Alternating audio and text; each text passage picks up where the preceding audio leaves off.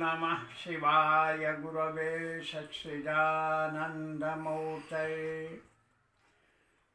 ॐ ध्यानमूलं गुरुर्मूर्तिपूजामूलं गुरुर्पदं मंत्रमूलं गुरुर्वाक्यं मोक्षमूलं गुरुकृपा।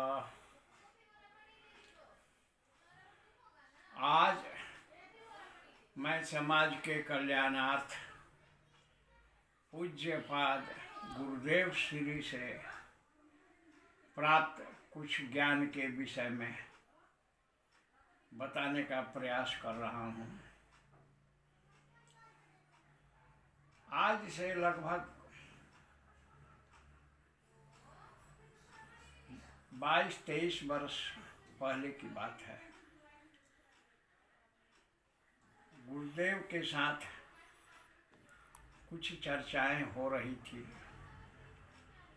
घटना पटना मेरे आवास की है। गुरु के विश्लेषण पर गुरुदेव अपना कुछ मंतव्य दे रहे थे। उन्होंने एक बात स्पष्ट कहा, किसी शिष्य को सिद्ध होने के लिए गुरु का सिद्ध होना अनिवार्य नहीं है।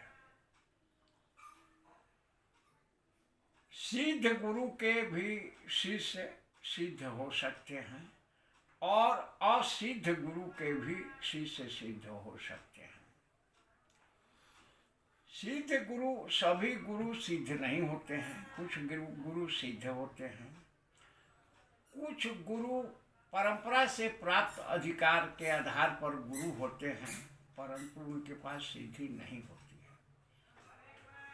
समाज में लोग ऐसा विचार करते हैं कि सिद्ध गुरु से ही दीक्षा ग्रहण करना चाहिए, असिद्ध गुरु से नहीं। इसके भीतर रहस्य है। सिद्धि और सफलता दो बातों पर निर्भर करती है। गुरु की सिद्धि और सामर्थ्य तो उसमें सहायक होता ही है। मूल होती है शिष्य की इच्छा, शिष्य का समर्पण। शिष्य यदि समर्पित हो तो असिद्ध गुरु का शिष्य भी सिद्ध हो जाता है। यदि किसी असिद्ध गुरु का शिष्य सिद्धि प्राप्त कर लेता है तो वो तो सिद्ध हो ही जाता है। गुरु की भी सद्गति होती है। जिस स्थिति पर वे होते हैं उससे ऊपर ऊंचाइयों पर उठ जाते हैं। और सिद्ध गुरु के भी जो शिष्य हैं, आवश्यक नहीं है कि वे सिद्ध हो जाएं। आपका समर्पण कैसा है, आपकी मन स्थिति कैसी है, आप किस प्रकार की क्रियाओं में संलग्न हैं, इसके अनुसार इसका फल होता है। इस विषय पर बाबा जसन दास ने एक बात कहा है। गुरुदेव इसको बराबर स्मरण किया करते थे। गुरु बेचारा का करे, चेला करे ना होश, आ पलटू मोम भीगे नहीं, जल का दीजिए दोष।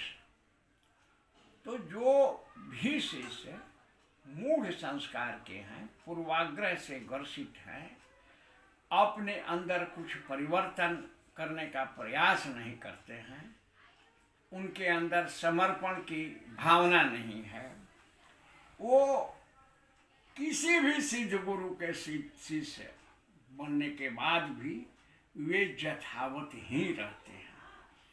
तो यह विषय जो है सिद्ध और असिद्ध गुरु के ऊपर आज मैंने कहा।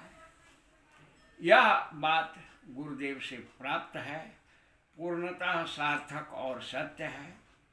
गुरु की परंपरा चलते रहती है, परंपरा तो चलते रहती है, परंतु परंपरा में प्रत्येक गुरु सिद्ध नहीं रहते हैं। सिद्ध गुरु अपने पूर्व पुण्यों के प्रभाव से कुछ खास व्यक्तियों को ही प्राप्त होते हैं, वे सर्व सुलभ नहीं होते हैं। इस बात को ध्यान रखना चाहिए। सिद्ध गुरु आपको प्राप्त हैं तो आप भाग्यशाली हैं। यदि आपको सिद्ध गुरु प्राप्त नहीं है और यदि आप कर्मठ और समर्पित हैं तो आपको भी सिद्धि और लक्ष्य की प्राप्ति होगी। निस्संदेह यह बात पूर्णतः सत्य है। इस विषय पर आज इतना ही। शिवोहम भैरवोहम गुरु पद रतोहम।